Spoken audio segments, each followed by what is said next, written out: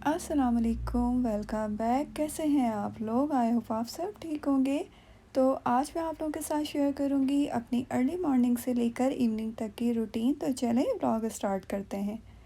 और अभी यहाँ पे है तकरीबन 5 बजे का टाइम और अभी फ़जर नहीं हुई थी क्योंकि न्यूयॉर्क में फ़जर 6 बजे के करीब होती है। तो बस मैं यहाँ पे फ़जर से पहले नवाफ़िल पढ़ती हूँ, तस्बीहात कर लेती हूँ। और ये देखें अभी भी अंधेरा हो रहा है और तकरीबन 5:30 का टाइम है। और फजर की नमाज़ से पहले ही मैं कोशिश करती हूँ सूरह यासीन पढ़ लूँ, क्योंकि उसके बाद तो फिर टाइम बहुत ज़्यादा जो होता है वो बिज़ी हो जाता है। और सूरह यासीन ज़रूर पढ़नी चाहिए, उसके बहुत ज़्यादा बेनिफिट हैं। दिन में एक बार आप ज़रूर पढ़ें और फजर के वक्त पढ़ें तो बहुत ही अच्छी बात है। और यहाँ पे फ़जर की जो नमाज़ थी वो भी मैंने अदा कर ली थी। और बस अब मैं जा रही थी किचन में, क्योंकि ये जो टाइम होता है इसमें स्केजूल बहुत बिज़ी होता है। हस्बैंड और बेटा अपना रेडी हो रहे होते हैं और मुझे उनके लिए लंच बॉक्स भी पैक करना होता है और नाश्ता भी बनाना होता है। तो बस एक अजीब अफरा तफरी का माहौल होता है। और बस यहाँ पे मैं अभी नाश्ते की भी तैयारी कर रही थी और साथ ही साथ मुझे लंच बॉक्स भी पैक करना था अपने बेटे के लिए। और बेटा जो मेरा है वो नाश्ता ज़्यादातर स्कूल में ही जाके करता है, क्योंकि अमेरिका में खाने पीने का स्कूलों में बहुत अच्छा इंतज़ाम होता है बच्चों के लिए। तो और वैसे भी बच्चों को अर्ली मॉर्निंग इतनी ज़्यादा भूख नहीं लगी होती, लेकिन आज उसने कहा मामा मुझे आप दूध सीरियल बना के दे दें, तो बस नाश्ते में मैंने उसे वो बना दिया था। और हस्बैंड के लिए मैंने नाश्ता जो था उसमें पराठा बना दिया था, क्योंकि आजकल वो घर से ही बस हैवी नाश्ता करके चले जाते हैं और लंच लेके नहीं जाते, फिर इवनिंग में आके खाना खाते हैं। और यहाँ पे जब तक वो लोग अपना नाश्ता कर रहे थे तो मैंने बेटे के लिए लंच बॉक्स भी रेडी कर दिया था। बेटे को मैं जा रही थी स्कूल छोड़ने के लिए। और ये जो टाइम होता है ना विंटर में, ये मेरा बहुत ही फेवरेट होता है, जब हल्की हल्की रोशनी निकली होती है। लेकिन जब हम घरों में बैठे होते हैं ना, हमें अल्लाह ताला की इस नेमत का इतना एहसास ही नहीं होता। और विंटर में न्यूयॉर्क में बहुत ज़्यादा फोग हो जाती है, तो सुबह में तो ड्राइविंग करना बहुत मुश्किल हो जाता है। तो बस अभी मैं आ गई थी घर और घर आते साथ ही मैंने यहाँ पे लॉन्ड्री कर ली थी, क्योंकि मैंने बेडशीटें चेंज की थी और लॉन्ड्री बहुत ज़्यादा हो जाती है। और साथ ही बस मैंने अपने लिए नाश्ते में ब्रेड ले लिया था और दूध ले लिया था, उसमें मैंने हनी डाल लिया था क्योंकि बहुत ज़्यादा ठंड थी। और बस नाश्ता किया था और नाश्ते के बाद मैं आ गई थी ऊपर फ्लोर पे, क्योंकि मुझे अपनी ना थोड़ी सी वीडियो को एडिट करना था। ज़्यादा काम तो मैं कर चुकी थी, बस मुझे थोड़ा सा वॉइस ओवर करना था, थंबनेल बनाना था। और यहाँ पे आते ही मैंने जो सबसे पहला काम किया था वो कर्टन्स ओपन किए थे। ब्लाइंड्स खोल देती हूँ क्योंकि विंटर में ना जब हल्की हल्की धूप आती है और रोशनी होती है तो बहुत अच्छा लगता है। और अभी तकरीबन 11 बजे का टाइम था और जो वीडियो एडिट करनी थी वो मैंने कर ली थी। तो और साथ ही मुझे यहाँ पे बनाने थे बहुत ही मज़ेदार से चिकन पैटीज़, उनकी मैं रेसिपी भी शेयर करूँगी, बहुत मज़े के बनते हैं। चिकन में मैंने नमक और काली मिर्ची डाल के उसे बॉईल करने के लिए रख दिया था। और सुबह मैंने नाश्ता बहुत ही कम किया था, तो बस अभी मुझे भूख लग रही थी और फ्रीज़र में पाए रखे हुए थे तो वो मैंने निकाल के गर्म कर लिए थे, साथ फ्रोज़न नान थी। और सर्दियों में सुबह नाश्ते में पाए खाने का अपना ही एक मज़ा है। और यहाँ पे जो चिकन थी वो भी ठंडी हो गई थी, तो मैंने उसे रेशे कर लिए थे। और कि चिकन जो थी वो मुझे ज़्यादा लग रही थी, तो मैं बस इसे हाफ़ ही यूज़ करूँगी। अच्छा जी, तो रेसिपी की तरफ आते हैं। पैन में मैंने 3 टेबल स्पून के करीब बटर लिया है और साथ ही मैंने जो एक अनियन है लार्ज साइज़ की वो चॉपर में चॉप कर ली थी। और अब बटर में डाल के मैं इसे 2 मिनट तक सौटे करूँगी, बस हमें इसका कलर चेंज नहीं करना, इसको हल्का सा सौटे करना है। अब इसमें मैंने शामिल किया है 2 टेबल स्पून भर के ऑल पर्पस फ्लावर। अच्छा, मैंने बटर यूज़ किया है क्योंकि इसका जो फ्लेवर है ना वो बटर में ही ज़्यादा अच्छा आएगा, वरना आप इसे ऑयल में भी बना सकते हैं। और 2 मिनट जो ऑल पर्पस फ्लावर था वो डालने के बाद मैंने इसे सौटे किया था और यहाँ पे मैंने तकरीबन 1.5 कप के करीब दूध शामिल कर दिया है। और हमें इसे एक वाइट सॉस सा बनाना है, थिक सा।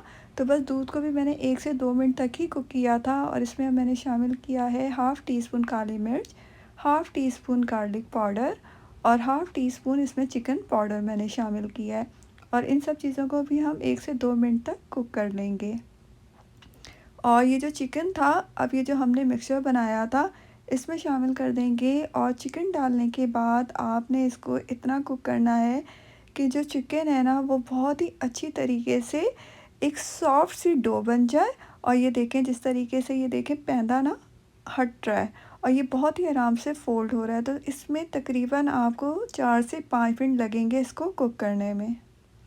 और जी ये हो रही है इस वक्त किचन की हालत, क्योंकि किचन को मैंने सुबह से साफ़ नहीं किया था। यही सोचा था कि एक दफ़ा सारा काम कर लूँगी तो फिर इसे क्लीन करूँगी। और जो मिक्सचर है वो भी हमारा रेडी हो चुका है। इसको मैंने ठंडा होने के लिए रख दिया है और मैंने हाफ़ चिकन ही यूज़ की थी, बाकी को मैं सैंडविचेस के लिए यूज़ करूँगी। इसमें मेयोनीज़ डाल दूँगी तो ये एक और डिश भी तैयार हो जाएगी। और ये है पफ पेस्ट्री शीट जो कि मैं यूज़ करती हूँ, मुझे ये बहुत ज़्यादा अच्छी लगती है। मैंने 1-2 और भी यूज़ की हैं लेकिन ये मुझे सबसे बेस्ट लगी है। अच्छा, इसमें 2 शीटें होती हैं तो आराम से इसमें 18 जो पफ पेस्ट्री होती हैं ना, एक बॉक्स से तैयार हो जाती हैं।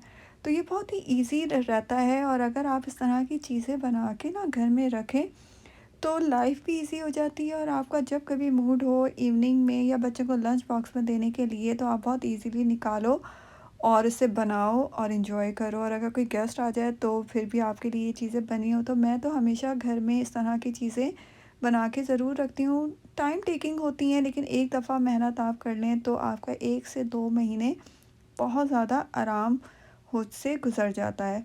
तो यहाँ पे जितनी भी पफ पेस्ट्री थी वो मैंने बना दी थी और ये जो वैक्स पेपर होता है इसको मैं लगाती हूँ, उससे ये होता है कि फ्रीज़र में जब आप इन्हें रखो तो ये आपस में चिपकती नहीं है।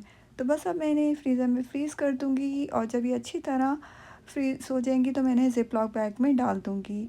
और साथ ही साथ बस अब यहाँ पे चल रही थी किचन की क्लीनिंग और किचन को भी मैंने बहुत ही अच्छी तरीके से नीट एंड क्लीन कर दिया था, क्योंकि पफ पेस्ट्री का बहुत ज़्यादा मेस होता है। और जो स्टोव है उसको भी मैंने अच्छी तरह साफ़ कर दिया था। और ये अभी तकरीबन 1 से डेढ़ बजे का टाइम है, धूप बिल्कुल भी नहीं है। विंटर में न्यूयॉर्क में बिल्कुल ऐसा ही मौसम होता है, बहुत ज़्यादा स्ट्रेस होती है। तो मैं अपने आप को बहुत ज़्यादा बिज़ी रखती हूँ कि बिल्कुल भी मुझे स्ट्रेस ना हो, क्योंकि धूप निकलती ही नहीं है, रोशनी होती ही नहीं है। तो जी यहाँ पे जो खाना था उसमें आज मैं बना रही थी चिकन पुलाव। पहले मेरा इरादा था चिकन कढ़ाई बनाने का, लेकिन फिर मेरे हस्बैंड ने फ़ोन किया कि नहीं आप राइस बना लें, तो बस यहाँ पे मैंने बना लिए थे चिकन पुलाव लंच में। और अभी बेटे को भी आने में टाइम था, वो 4 बजे तक आएगा और हस्बैंड भी 5 बजे के करीब आएंगे। तो बस यहाँ पे मैं अपने लिए थोड़ा बहुत फ्रूट निकाला था खाने के लिए। पहले मैं फ्रूट्स बिल्कुल भी नहीं खाती थी लेकिन अब मैंने खाना शुरू कर दिया है। और बेटा भी आ चुका था तो बस यहाँ पे अब हम लोगों ने जो पुलाव बनाया था वो खाएंगे। और यहाँ पे जो स्कूल टाइम होता है, चाहे विंटर हो चाहे समर हो, एक ही होता है 4 बजे तक बच्चों का। और अगर एक्स्ट्रा क्लासेस हों तो फिर 5 भी बज जाते हैं। तो बस बेटा जैसे ही आता है तो फिर मैं फ़ौरन ही लंच जो होता है वो लगा देती हूँ, क्योंकि बच्चों ने सुबह से खाया होता है तो ऑफ़ कोर्स उन्हें भूख लग रही होती है। और जी बस यहाँ पे अभी हम लोग कर रहे थे, मैं और मेरा बेटा, लंच। अच्छा, मेरा बेटा जो पुलाव है ना वो क्रीम चीज़ के साथ खाता है। मुझे ये बिल्कुल भी समझ नहीं आता, लेकिन वो शुरू से जो राइस होते हैं ना उसमें क्रीम चीज़ यूज़ करता है और उसका वो फ्लेवर अच्छा लगता है।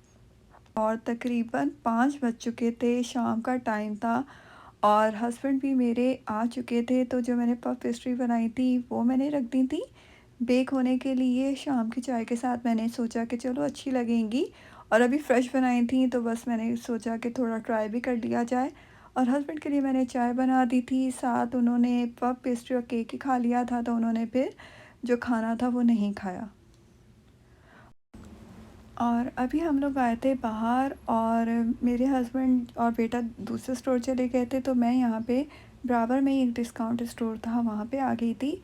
और मुझे ये जो स्टोर्स होते हैं ना अमेरिका में, डिस्काउंट स्टोर, ये बहुत अच्छे लगते हैं। यहाँ पे आपको इतनी काम की चीज़ें मिल जाती हैं, अगर आपको कुछ ना भी लेना हो ना और आप आओ तो आपको कुछ ना कुछ ऐसा मिल ही जाता है कि आप ले लेते हो।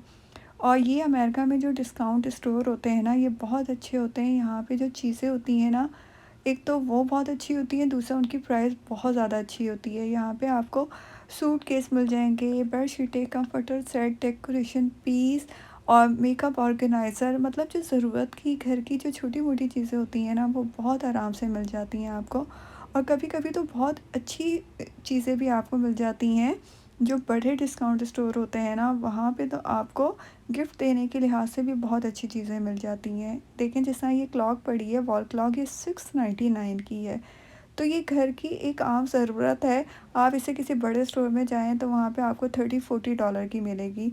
और ऐसा नहीं है कि इन चीज़ों की क्वालिटी अच्छी नहीं होती, इनकी क्वालिटी भी बहुत ज़्यादा अच्छी होती है, मैंने यूज़ की हुई है।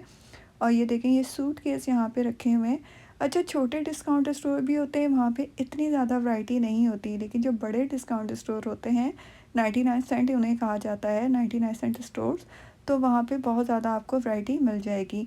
मुझे ओवन क्लीनर लेना था, जो कि बहुत ज़्यादा मैं यूज़ करती हूँ, मैंने बस वो लिया था और बाकी चीज़ें मैंने देख ली थी, तो मुझे अच्छा लगता है यहाँ पे आना। और अभी तकरीबन 6:30 का टाइम है और बिल्कुल अंधेरा हो चुका है, और अमेरिका में विंटर में बिल्कुल ऐसा ही होता है कि 4 बजे ही अंधेरा हो जाता है। और यहाँ पे क्योंकि क्रिसमस आने वाली है, तो लोगों ने अपने घरों को बहुत ज़्यादा डेकोरेट किया हुआ है।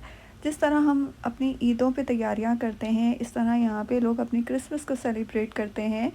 और ये इन लोगों का एक बहुत ही बड़ा फेस्टिवल होता है और इसे ये लोग बहुत ही अच्छे तरीके से सेलिब्रेट करते हैं। और रास्ते में ही हम लोग का इरादा बन गया था डिनर में बर्गर्स खाने का, लेकिन रेस्टोरेंट में बैठने की बिल्कुल जगह नहीं थी, तो हम लोग घर लेकर आ गए थे। तो ये थी मेरी अर्ली मॉर्निंग से लेकर इवनिंग तक की रूटीन, जो कि मैंने आप लोगों के साथ शेयर की है। इसी के साथ ही मैं आप लोगों से इजाज़त चाहूँगी। इंशाल्लाह फिर मिलेंगे। खुदा हाफ़िज़।